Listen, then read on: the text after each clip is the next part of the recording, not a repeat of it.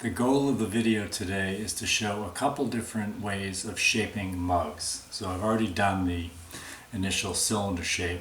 This is a pound of clay, which yields just about 5 inches in height and about 3.5 inches in diameter, which is a nice size to begin with. Mugs, you always do want to start straight up and down and do the shaping from there.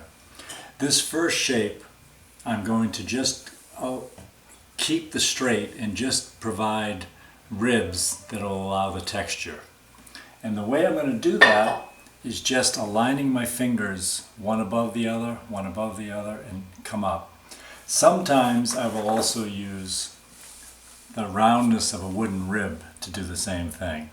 But I think on this first one I'm going to just use fingers.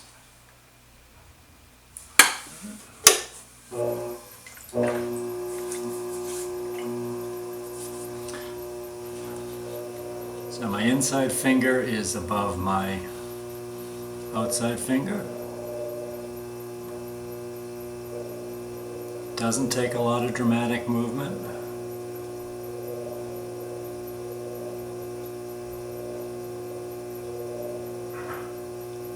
And these ribs can be exaggerated with a trimming tool later if that's desired.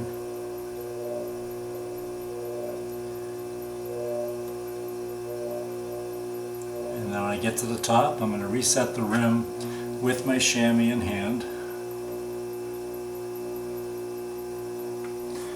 And at this point, all I'm going to do is trim off a little bit of the bottom, make sure it accentuates the bottom rib,